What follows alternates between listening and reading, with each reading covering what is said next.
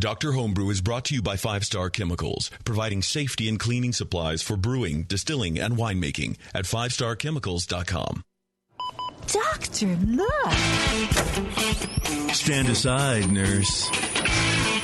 I'm Dr. Homebrew. Stand clear.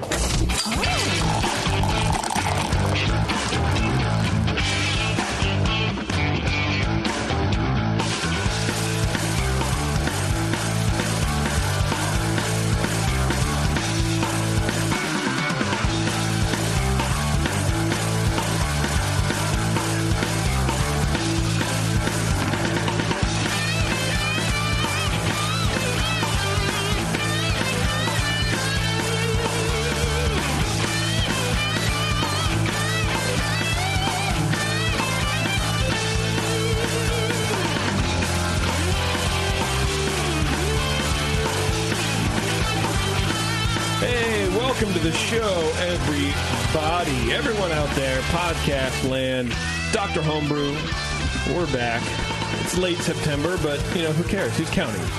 Right, Brian? The fall beers are out. The fall beers, feel like the fall beers have been out. Yeah. July, maybe? They spring early. Well, no, they fall early. Fall early. Yeah. Oh, yeah. That's a time of the year pun. That's a season pun. Yeah. I mean, as a brewery, you have to get in that spirit in the middle of the summer. And time to brew the damn fall beers. Early summer, probably. It's interesting because there's always a backlash about that shit. Always. But every year they're released earlier and earlier. And it's like, well, they got to be selling. Someone's got to be buying pumpkin beers, right? Yeah. I was talking to somebody last week, and one of the brewers at Anchor, and she was telling me that I think they're already done brewing all of their our special ale for the year. Oh, the Christmas beer? Really? Yeah. Nothing that's released yet, but it's all done. Wow. It's just aging. Yeah. I didn't think it aged that long, but that gets released like the week before Thanksgiving. It probably used to. It probably gets released sometime in I don't know, September now. I'm not sure. October. I think it's always at the one competition, Brian. They always seem to have. It's always ready at least by then. So I'm not sure what time. What is that? Early November at the very. Right. Yeah. The Stern Grove, or it used to be Stern Grove. Now it's Cal State at the Anchor. Yeah. That's weird to me. That whole thing's weird to me. The timing of seasonal releases and all that kind of stuff. It just, I don't know. It seems like. I don't know. I mean, I think the one main reason to do it is that once the season's over, no one's going to buy it.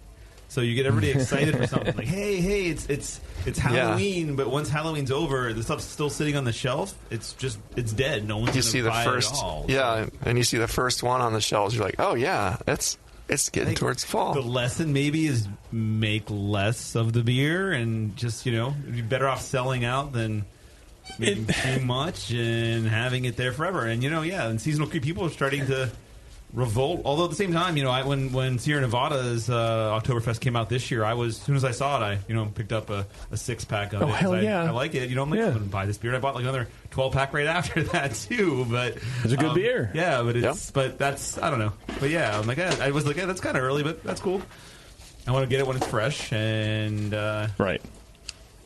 Yeah, I'm okay with it. It's interesting that the pumpkin beers from the East Coast still travel out here, and you can always tell when it's pumpkin beer season because there's the shipyard in the end cap of the grocery store, unrefrigerated, and just sitting there already collecting dust. And you're like, oh boy, here we go, it's starting. But I don't mind it. I don't know. I like pumpkin beers. I'm not afraid to say it. I don't really give a shit. I don't understand why people are bent out of shape about pumpkin beers. A well-balanced pumpkin beer can be good, but it's all about the spice. Yeah. You don't really taste the pumpkin. No, but I agree with the balance. But I think that's saying anything.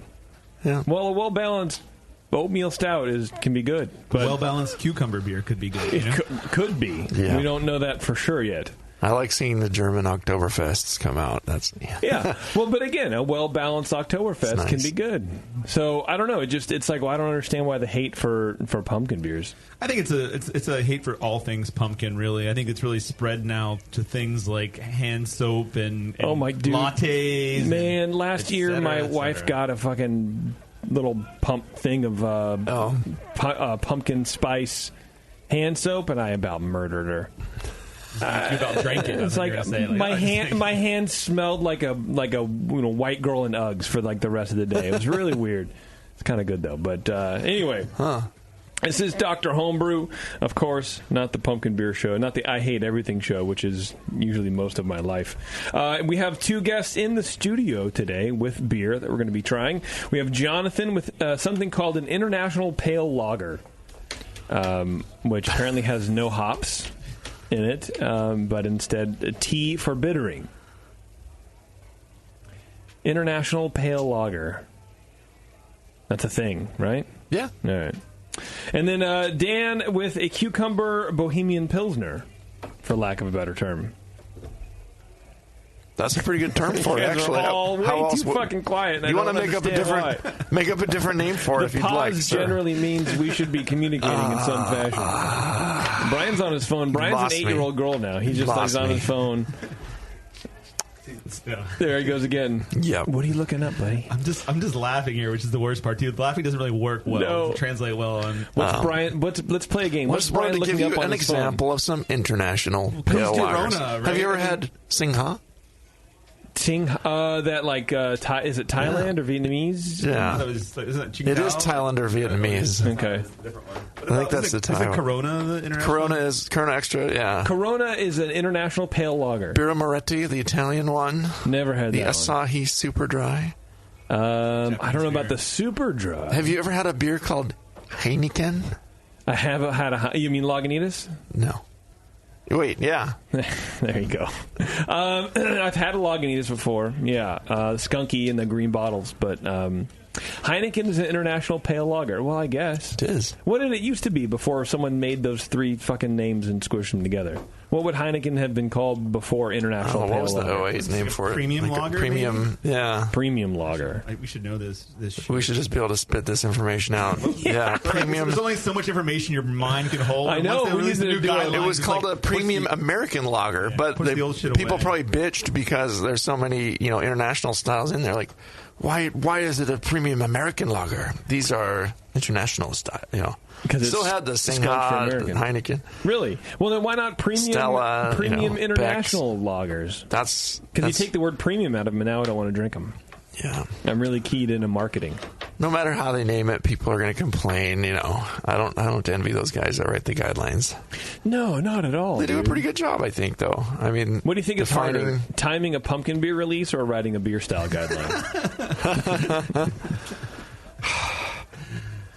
Timing is always hard, man. Yeah, I know. Have you listened to this show? Right, the odd, awkward pauses and the. I think if I would release a pumpkin beer, I would just have a really long. I'd brew it and then just let it sit there for a while. That's with a long, awkward pause, and just let it sit in the brewery before actually pushing it out. And and then it's pre-damaged. And it would, yeah. And I would make an international pale pumpkin beer. I think that'd be amazing. Well, should we do a beer first before we take a break? Let's do a beer. Yep. All right, let's do a beer. What beer? Whose beer are we going to try first? Well, JP, are you going to try the beer with us? Or yes, of course. Abstaining today? No, I'm ready. Why would you ever think I would abstain? We'll do Jonathan's beer. All right, Jonathan. Yes. Welcome. How are you doing, my friend? Not too bad, buddy. Thanks for joining us here, man. Oh. So tell me a bit about this international pale lager with no hops. What's wrong with you? Why do you hate hops? What did hops ever do to you? I thought of making a different way of doing a beer. Okay. And the reasons why I thought you would get the same kind of flavors based on different ways that would affect for yeast and so forth that would turn your beer. Okay. That's why I brewed the international pale lager with tea. With tea, okay. So you're just trying to replicate. So it's a gruit, I guess. Then, right? Technically, because there's no hops in it. It's gruit-like, yeah. Yeah, it's gruit-like. And also, this beer was also a cool ship beer that was dumped in hot. The cereal mash. I'm trying to think. Yeah.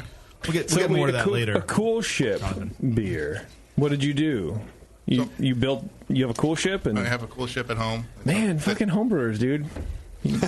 It's not truly a cool ship. It's actually an open fermenter. A cool ship would be where you... Well, I guess it is a cool ship and an open fermenter. Well, look at Keith trying to smack Jonathan down right now. Wow. He's not supposed to talk about this until we judge it. Now we have too much information. Oh, okay. Sorry. Well, you already judged it. I know. All right. Yeah. So don't worry about it. I'm already changing my scores. All right. Well, no, Keith, you have a point. You have a point, Jonathan. My bad. I already know. Let's run through the beer and we'll talk about it because I haven't tried it yet. And then afterwards we'll get into all the details about the beer. I jumped the gun. And the cool ship. I feel like me on prom night again. You should ask Jonathan how long he's been brewing and stuff. No, I didn't go to prom. How long have you been brewing and stuff, Jonathan? About 10 years. All right. Here, let's drink the beer. Let's go. Let's get it. Okay. Brian, you go. Keith, you go first. Cool. Brian always goes first. I know. I was wondering about that. I felt so inferior. I'm impatient. So inferior. Okay. So I started off here on aroma. I got a light phenol, just maybe a little bit of clove. Obviously, no hops. Surprise, surprise. Medium low green apple. Initially, I'm struggling with that acid aldehyde or an ester. Medium low grainy corn-like aroma. More and more as it sort of I came back and smelled it more, I was getting some red apple esters. Before I tasted it, I really had a hard time even identifying the tea in the aroma. Maybe that's just me, but I was looking for guava and melon notes. Didn't really pick up on those. I'll talk a little bit about that later. Color-wise, appearance-wise, medium gold, low white head, long-lasting collar on the head, but very, very hazy. For an international pale lager, definitely you've seen the style before. Should be brilliantly clear. So way too hazy for style.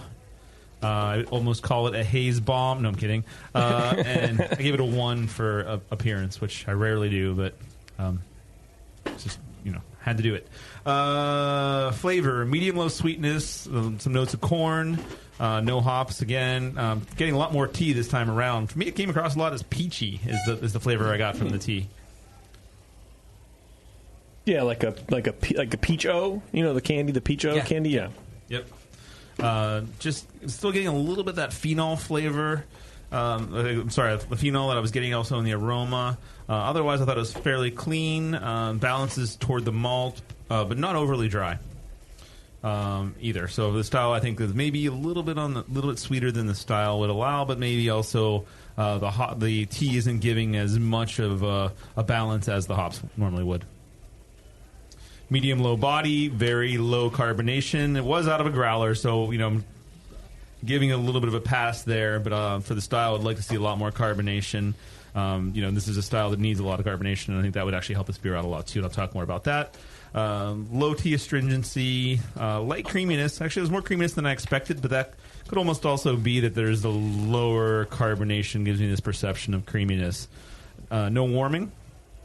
Really like the flavor of the beer more than the aroma. Originally the aroma, I was turned off a little bit by the phenol and possible acid aldehyde sort of characteristics. I was getting less acid aldehyde in the flavor, definitely. So getting a little bit of phenol.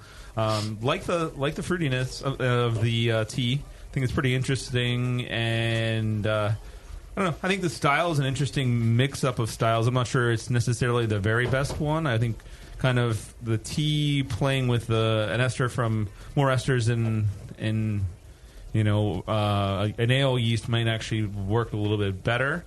But beyond that, I think it's kind of cool, and I think carbonation really would bump it up too in a bottle or something along those lines where it's not coming across so flat. I think that hurts this style a lot. And overall, I gave it a 30. Like the beer. Just think there's some minor tweaks here that could really improve it. I'm really interested in hearing Brian's feedback about any kind of off flavors or aromas he got if they're there. So kind of struggled a little bit. I wasn't sure how much I was picking up was from the tea. Not really familiar with guava and melon tea. And I'd like to, really living in San Francisco, I feel like they issue. I don't get out enough. Really, that's kind of the problem. I feel like they deliver it to you. They deliver everything to you. Not enough avocado in it for you. But, all right, Brian, what do you think? Jonathan's my friend, so I have to give this beer a fair shake. A 50. And really judge it with a lot of thought and concentration. The aroma, I found it had a rich kind of grainy quality up front. There was definite some corn-like DMS in there. In the aroma, I felt like it was okay for the style, but there's no obvious hop at all here. You wouldn't smell it and think hops. Low fruity esters with a very faint tropical note. Like Keith, I was kind of struggling to get any of that kind of fruit from the tea out of it. No diacetyl, or I didn't really pick up any acetaldehyde either. The ferment seemed actually fairly clean to me, and I didn't get any phenols in it. So not sure there if I'm agreeing with Keith on that part, but it does have appearance-wise a yellowy golden color to the beer, and it is very hazy. A low whitish head with some larger and some finer bubbles. Stuck around for a short while. In the flavor, it's malty, mostly up front, and that's, malty is mostly what you get. Malt and corn. There's a little bit of kind of a tropical fruit rind undertone to it, but mostly grainy, bready malt. It seemed fairly bold for the style, maybe just because the hop isn't there to balance it. I'm also getting a bit of yeasty quality to it as well. And, yeah, again, that corn-like DMS, I think, stuck out a little more in the flavor for me and became a little distracting. Other than that, it actually seemed fairly cleanly lagered. I'm not getting, like, big fruity esters in it. It's it has a kind of a malty, wordy aftertaste. If the tea was meant to kind of balance the malt and the wort, I don't know that it's doing a great job of that because it's pretty low. And the other thing about it, too, is it does have a kind of a medium sweet finish. I would say it's way too sweet for the style. And there's no bitterness or hop, in there to balance that. So you would want this beer to be a lot more crisp and dry. And, the fruitiness is just generally low. So that tea isn't kind of doing what maybe it was wanted there to do. It does express itself kind of gruit-like, as we were talking about there. But, yeah, it's an interesting idea. Why would anyone do this? Mouthfeel-wise, medium-bodied. It's just kind of a little big. Medium-low carbonation. No warmth. Only a hint of astringency, possibly from the tea. It's I could see maybe a little creaminess, kind of smooth on the palate. But, yeah, without it should have a little more carbonation going on there. Not a terrible attempt at the style, and I think it's fairly clean. It's just not as dry and crisp as I would really hope for the beer to kind of play off that tea. And I think that tea would probably come through more if it was drier and less yeast in the way and less haziness there. But yeah, the malt comes across a bit too bold and rich and sweet. The fruit teas come through only very lightly, a little more in the flavor than in the aroma. But yeah, again, if you try to dry out that finish, get better attenuation, it may come through. Add a little more tea, work on that clarity, get some more of that yeast out of there. It's adding some unwanted flavors in there. That's going to help clean it up, and definitely a little more carbonation. But it's an interesting beer. I give it a 30. I thought it was. I wanted to give it a 29, but since Jonathan's here, and I generally like him, there's that extra point, that bump. See, it pays to come into the studio. Everybody. Yeah. Okay, well, I think that's very fair. Jonathan, what do you have to say about the judging? You think it was fair? You think it was not? I've never asked this question before of any guest, so you're the first. I think it was very fair. Okay. All right. I also think it's also a new lager. It's only 7 days old. Oh, wow, okay. All right. Do you have high hopes for this changing? Or you've never done this before, right? This is something new for you? Doing the tea? No, I've done it a couple times. You've done it a couple times? Okay. And do you find that over time it changes and kind of tannins maybe come out and there is more of a bitterness? Yes. And I also think...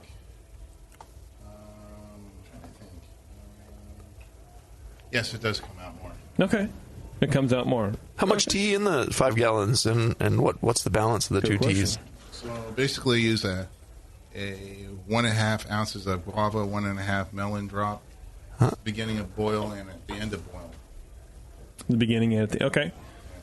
Okay, and so since you've done it before, now for me, I would be like, well, putting tea at the beginning of the boil, and then you're boiling it for how long did you boil for? An hour, I assume? No. Not with Pilsner malt. You have to go 90 minutes. 90 minutes, okay. So boiling tea for 90 minutes, I think, would be super astringent.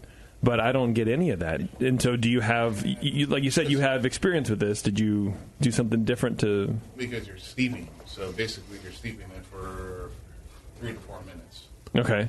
Yeah. Is it a black tea, or is it strictly just a fruit herbal tea? It's a fruit herbal tea that's caffeinated. Okay. A fruit herbal tea. Okay, that makes sense. Okay, now tell me about this cool ship, man. So basically the cool ship is a open fermentation vessel I have. Okay. And I dump everything in hot, boiling. I don't cool anything. I naturally let it cool down on its own. Okay. I drop it down to basically 100. Then I use a glycol chiller off to the side and drop it to pitching temperature, which is 64. Okay. And it's always, my cool ship is always circulating. So I'm always circulating the water to be able to get it. You find that makes your fermentation go a little faster? Yes, a lot faster. So this beer, I would think. This beer I did in 4 days. Yeah? So it's secondary, 3 days. So it's kind of a combo cool ship open fermenter. Yes. Just to get technically, because I've heard people give you a hard time like, that's not a cool ship, he's fermenting in it. But it's, you're doing it's serving both purposes where, you're actually cooling in it, but at the same time you're... Cooling in it and you're fermenting in it. Yes. Okay, what temperature do you ferment at? So I ferment that beer basically a 3-step. So when I pitch at 64. Mm-hmm. I drop it down first day at 54. Second day I drop down to 50. Okay. And then basically do the diacerests between 64 to 68. Okay. For about 2 to 3 days. And fermentation is about 3 to 4 days. Okay. And this beer was also a double batch beer. So your goal is starting high with to get the yeast propagating and then dropping it down so it kind of starts lagering and not kicking off too much fruit. Yeah. What's the ABV on this? ABV on this beer, 4.8, 4.9. Okay. I really like it. I think with a little more carbonation and a little, a little bit more age, maybe, I could definitely see the allure of a beer like this, because there is that kind of peachy mango thing that's almost like on your breath. You know what I mean? It's like a whisper of it's this spirit, I guess, of that. And so you have the malt, and you have this, and it's like this an could be a really oil. refreshing. Yeah, it really is. This could be a really refreshing beer. Well, I think it does seem like a beer that was maybe you would think, oh, somebody kind of rushed this one a little bit through, and with the haziness, didn't take the time to fine it. And I think it would be a slightly different beer if you did take a little more time with it and do some of that stuff and pull some of the yeast out of suspension. It's going to express itself a little differently. The DMS, you could pull that back a little bit, and it would be a little closer to style too. What did it finish at though? It seemed a little sweet. Finished at 10-10. 10-10, okay. With for the style that is on the on the sweet that's side. in there. So I think maybe I don't know, maybe because of the cool ship it runs faster and so forth. Yeah. More sweetness. Well, it might just be the impression of sweetness because there's no hop to balance it. That's all you're getting is the malt and the sweetness, and no bitterness with it to counteract that kind of. But yeah, it's an interesting idea.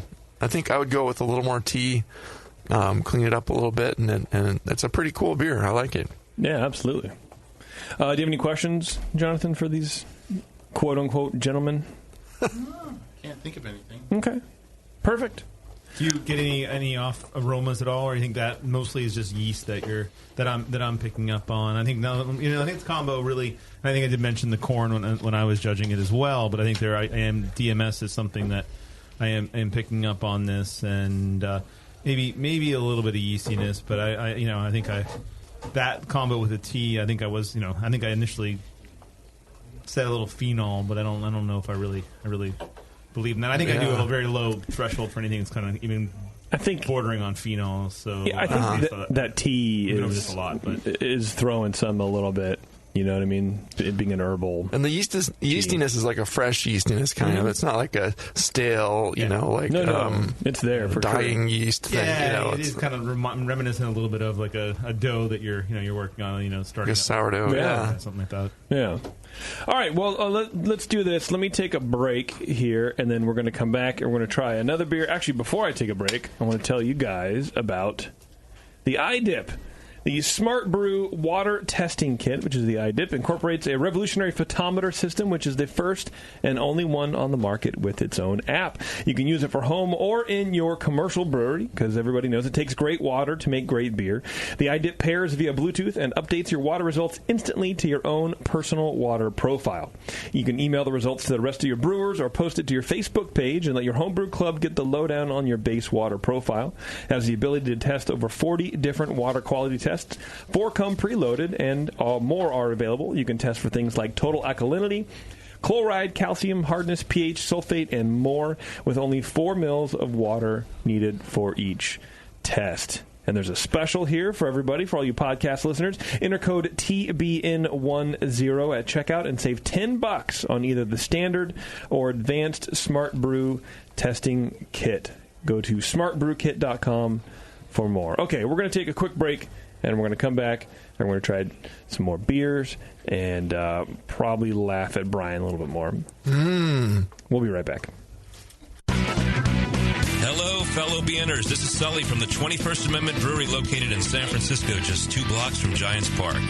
Before Nico and I opened the 21A and before I was a professional brewer, I homebrewed on my small 4-burner apartment stove in a back house in Santa Monica, California, making my extract brews before graduating to the daunting idea of all-grain brewing.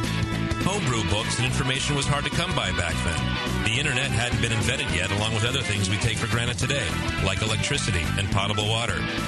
One thing I wish I had back then when I was learning was a radio show that could teach me the ins and outs of brewing and answer questions that I had about homebrewing, a resource for making great craft beer.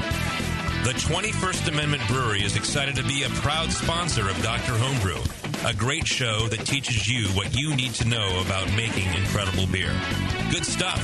Listen up, you might learn something. I certainly did. And thanks for your support. Tasty Crack Kings. Since the first time the Brewing Network microphones turned on, More Beer was behind it. More Beer sponsors the programming on the BN because, like you, they love brewing. And like the Brewing Network, they love sharing their knowledge. Morebeer.com isn't just a website to place your next equipment or ingredient order. Morebeer.com also gives you access to free beer information that will make you a better brewer. Go to morebeer.com and click into the Learning Center. You'll find podcasts, technical facts, video tutorials, and more, including access to The Buzz, More Beer's social network of more than 5,000 members. And some of them might even be crazier about beer than you are. Get over to morebeer.com today and take advantage of The Buzz, the forum, the Learning Center, and make sure you're signed up to receive the newest More Beer catalog. More Beer, bringing you absolutely everything for beer making.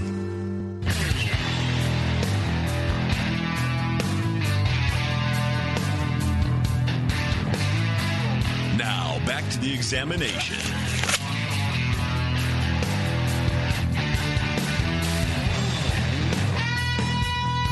That's right, it's time. We're back. I hope you're undressed. Back in black. This is not going to feel good. What are you guys pouring over there? Some of Keith's Dunkel, Munich Dunkel. Geez, we're doing a Munich Dunkel in-between beers. We have an in-between beer. Bonus beer. I don't think we've ever had this before. We never drink bonus beer on this show, yeah. Munich Dunkel, huh? Well, while we're tasting this beer, I want to tell you guys about the AHA and their new app, of course, the Brew Guru. You line that thing up. Well, it's free, first of all, so don't even think that you have to pay for it, because you don't. And you don't even need to be an AHA member to use it. It gives you great location information on breweries and brew pubs and all that kind of stuff in your area, wherever you happen to be. But if you are an AHA member, you can just link your membership with the app, and then you can go into these bars and homebrew clubs or homebrew shops and all that kind of stuff, and you can get your AHA discount. So it pays for itself, the membership, that is, working in tandem, in unison, in lockstep, if you will, Brian, with the Brew Guru app. They recently updated it, too. Now it has a nice little picture of your card on there. Like, you can flash your AHA card. Wow. It's pretty rad. That is pretty rad. Look at that. There's my card. Now everyone has your number. Yep. Anyway, AHA, working hard for you guys, and we appreciate that very much. There's a lot of breweries on that discount program, too. It pays to, ton of them, man. To check. This Dunkel, Munich Dunkel? Dunkel, Munich Dunkel. Dunkel, Munich Dunkel. I think that's the original name of it. It's not as good as the Best of Show Munich Dunkel that we had at the Oktoberfest judging last weekend. Thanks, man. I like it. It's very toasty. It is. Caramely. Yeah, it's got a little biscuity, toasty thing in there, along with mostly all Munich, too. Yep. Okay, before we get lost in another beer, let's turn to Dan. Dan, how you doing, man? I'm doing good, thank you. Oh, I don't have you on yet, sorry. All right, try that again. Try that salutation again. I am doing great. There we go. Nice work. And how long you been homebrewing, man? A little over 6 years. Okay, perfect. And I see you have cans of beer. How the fuck did this happen? Well, I decided to get real fancy. And, I bought a brewery. Yeah. Yeah. Pretty much, huh? Keith, you want to pop some of these beers up for us while we talk to Dan about his canning line? So this is the new thing now, is like canning for homebrewing? Very select few, I would say. Okay, yeah. All right. Is it like a pricey? I would think it's a pricey thing to get started with. The machine itself isn't too pricey, but the way I buy cans right now is a little pricey because I'm not buying them in bulk. Oh, right. So you're paying for it. I'm paying for it. Okay. Very special occasions like this. So right. There you go. Right. Wow. Well, it's very impressive, man. How do you like it? We get the cans. Dan and his cans. What? How do you like it? How do you like the system? Do you think it is it better than bottling as far as like a quality product, or is it equal? Or could you tell the difference? I think so. I think first of all, I have to can a few days in advance because I feel like the carbonation sits in there. The foam head that I cap on has a few days to sit and carbonate a little more versus if I pour it the same day, I feel like the carbonation isn't to the level that I like. It's all up in the top headspace, and then it doesn't reintegrate into the beer, kind of.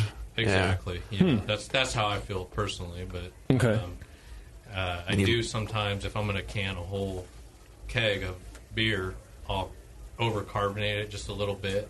Yeah. And then I'll can everything. So. Okay. It is a great way to store beer. Like no light's going to get in there. No, none at all, man. You're canning on foam. It crimps it and gets all the super light too. Airspace. Carrying it somewhere, carrying cans versus carrying bottles is a right. And then there's a lot of beaches, especially in the San Francisco Bay Area, that don't allow glass. So this is a perfect way to bring your beer and not have to worry about the glass and everything else. That's cool. For sure. Yeah. You just put fill the can with a bunch of sand and throw it in the water. It sinks like a rock. It's fine. And pass them out and make everybody happy. Yeah, it's fine. Yep. All right, Brian. Let's start with you and the Cucumber Bow Pils. Yeah, so it was entered as a 30A for us here for the judging. So if you're judging along with us at home without tasting it, sorry. Spice or vegetable beer. In this case, it is a vegetable. So, and then the base style is a 3B Bohemian. It's a Bohemian Pilsner. It's called a Czech Premium Pale Lager in the guidelines. But aroma-wise, getting a nice, pleasant, bready malt in there with a low floral and spicy hop. Sometimes this style can have a little diacetyl, but I didn't get any diacetyl in there. The fresh cucumber comes right through, nice and cleanly, kind of at a medium low level alongside the beer. And I like that. No DMS, clean lager fermentation is very apparent here. It's kind of a pretty beer. It's golden colored, fairly clear, with a little bit of haze. Not too bad. Poured a large fluffy white head that stuck around for a pretty good while. Flavor-wise, I'm getting a malty, bready quality up front with a crisp hop kind of balancing that out nicely. Some clean cucumber flavors in there. Again, medium-low level. A light, spicy floral hop flavor. The balance between the malt and the hop and the vegetable was actually pretty good. I would say the malt and hop are pretty even in the base beer, and then the cucumber just comes up right to that right level where you get it alongside the style, and it's there and it's prominent enough, but it's not overpowering. Bitterness is low. The finish is nice and dry. Well done lager, ferment. And the cucumber comes through cleanly in the aftertaste, which is a nice little finish there. Body-wise, it's got a medium-light body. It's pretty crisp. Not getting any obvious astringency. It's not really creamy or anything, but no alcohol warmth. It's just a nice crisp beer like you would expect. Overall, I thought this was a pretty pleasant drinking Bo Pils. Clean cucumber character, like nice, fresh cucumber vegetable. I don't even care for cucumber myself all that much, but I really like the way that it expresses itself in this beer. Has a nice balance with the style. It just kind of works. The bitterness is at a good level. You could use just a touch more hop flavor because of all the vegetable there that's playing with it. It seems like there is a substantial hop here, but just to say, hey, Chuck Pils here, playing off that vegetable a little bit, but you don't really have to do that. It's a pretty nice job as it is. I gave the beer a 38. I thought it was an excellent beer. All right, Keith, that's you, baby. Okay. Starting off, we got a strong cucumber aroma, low notes of celery, also picking up some melon rind. It's probably very similar to cucumber, but to me, some of it comes across a little bit like melon rind. Pretty interesting there. Very clean. Like I said, notes of celery may even actually be more from the fruit in general than actually any sort of DMS sort of character. I'm not really getting DMS like in terms of corn or anything like that. Not really. It wasn't really picking up any hops. Malt was subtle but bready. No diacetyl. Pretty common in the style, but was not here. And moving on to appearance. What happened was, I'll be honest. Perfect. I put the same thing twice. I said not much in the way of hops, not picking up hops. I said the same thing twice in the comment. So well, you got to fill space. You got to fill up space, man. You don't have to fill up space. He's not one of those beer judges. Yeah. Sorry about that. Medium gold, white head, low head, but it does stick around and has pretty great retention here in general. Really pretty beer. Just a slight haze, but overall I thought it was a pretty good looking beer.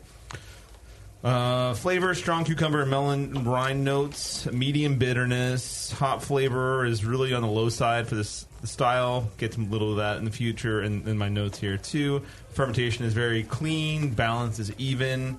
I thought malt, you got some toasty notes there, some bready notes, but overall, in terms of flavor, it was overshadowed by the cucumber. No diacetyl. Medium body, medium carbonation, low hop astringency, no warming or creaminess.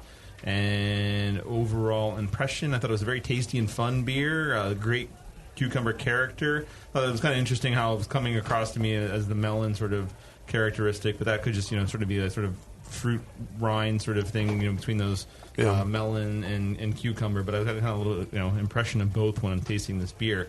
Thought I could use a little more in the way of hops, or even I don't know if it's a Bo Pils, maybe a little bit of diacetyl. I actually would consider entering this as a cucumber German Helles export beer.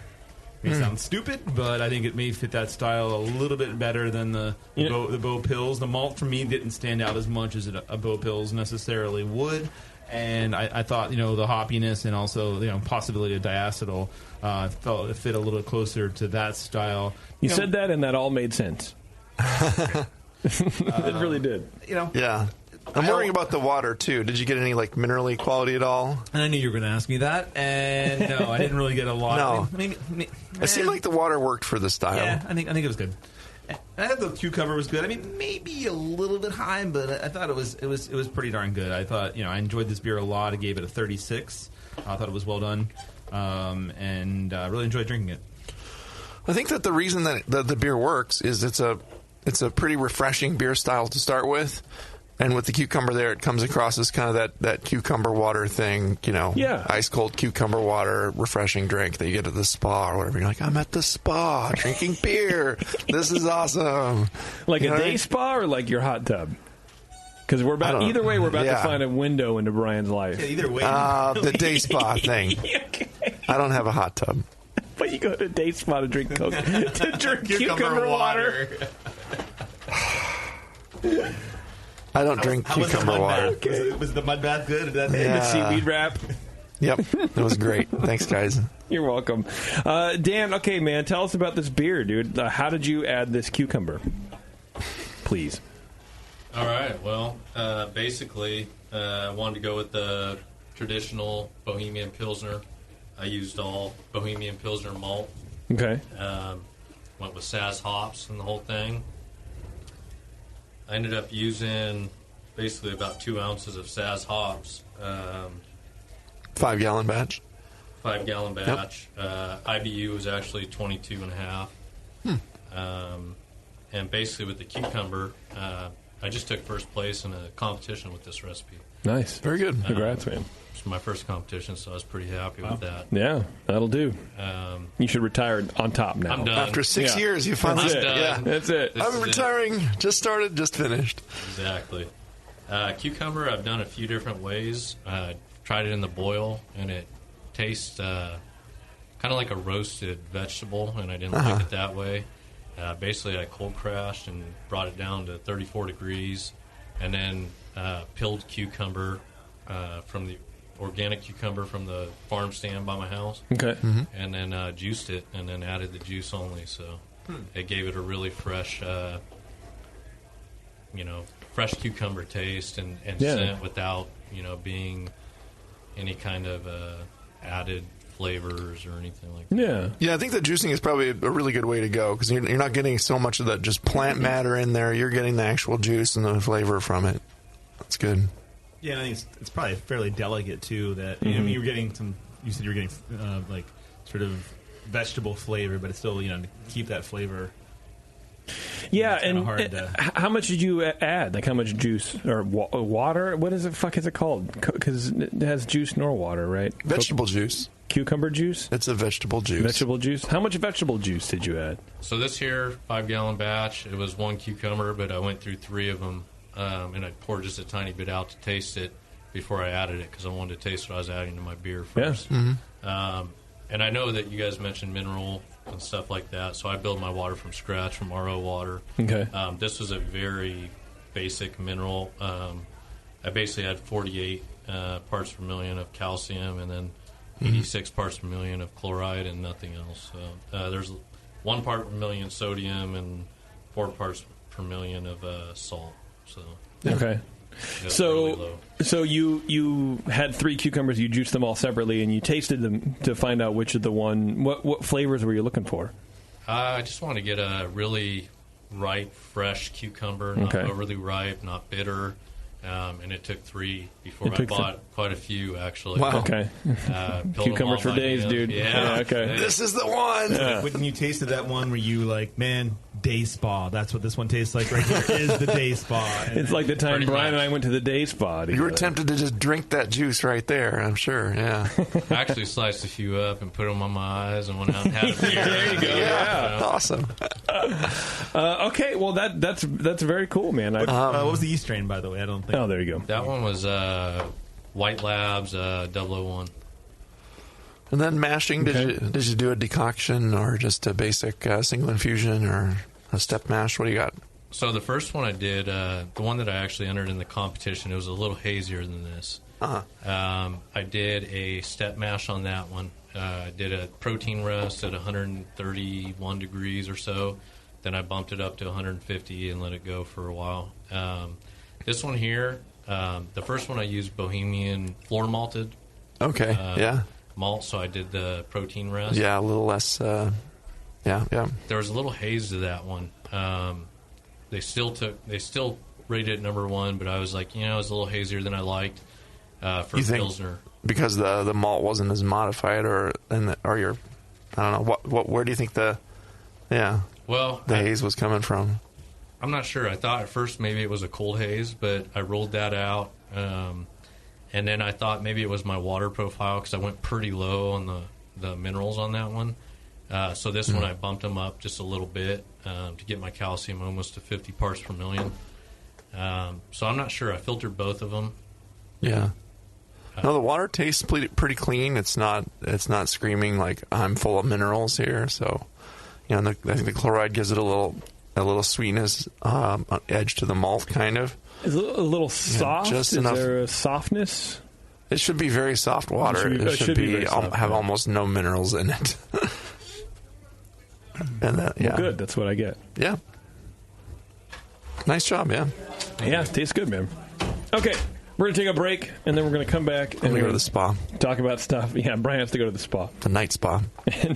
and we'll be right back. Do you know the 3 most important rules in brewing? Sanitation, sanitation, and sanitation. And no one does it better than 5-Star Chemicals. 5-Star knows sanitation. You can only sanitize clean equipment. And 5-Star knows how to clean, too. For craft brewers and home brewers, 5-Star has what you need to keep your fermenters, serving tanks, kegs, and draft lines sparkling and free of any beer-spoiling bacteria. PBW, caustic, acid cleaners, Star Sand, SaniClean, lubricants and defoamers, pH stabilizers, and more. 5-Star Chemicals has cleaning supplies, safety supplies, heat exchangers, pumps, hoses, and valves. And 5-Star is proud to offer eco-friendly products that exceed customer expectations. If you have a cleaning problem, you need the 5-Star solution. Visit 5starchemicals.com or call 800-782-7019. 800-782-7019 and get the 5-Star treatment today. Are you a member of the White Labs Customer Club? If not, you should be. It's the easiest way to earn free stuff for turning in your old homebrew labels from either Vials or Pure Pitch. All you have to do is save your labels and redeem them for things like free yeast, an exclusive White Labs t-shirt or sweatshirt, and even the opportunity to brew with the yeast man himself, Chris White. Signing up is easy. Just go to whitelabs.com/customer club, fill out the registration form, and then mail in your labels. They will return the favor by sending you awesome White Labs swag. Go sign up today at whitelabs.com/customer club. White Labs, pure yeast and fermentation since 1995. I'm sorry to tell you this, but we're going to have to pour you out. Back to Dr. Homebrew.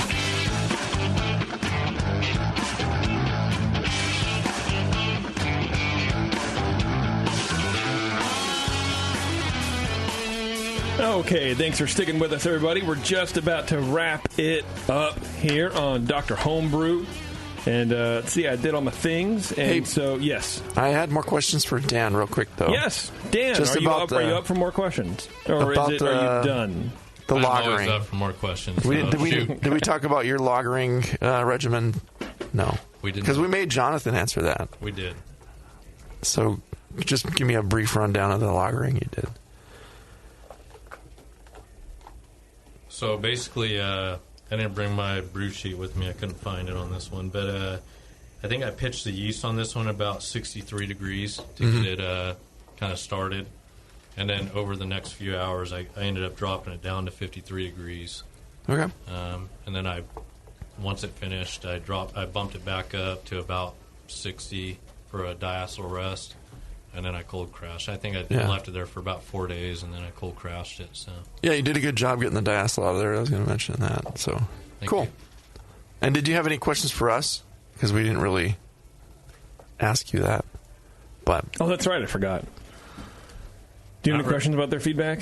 Not really. Okay. I mean, I got your guys' opinions on it. Yeah. I'm pretty happy with that. It's a nice recipe. You can keep brewing it and keep entering competitions, man. Yeah, thank you. I wouldn't. I would retire on top. I swear to God. I entered one competition. I got first place. I'm done. What do I have to prove now? Well, I'd go bankrupt if I listened to that. That's probably true, man. That's probably true. Actually, just pick the competitions that have like actual prizes.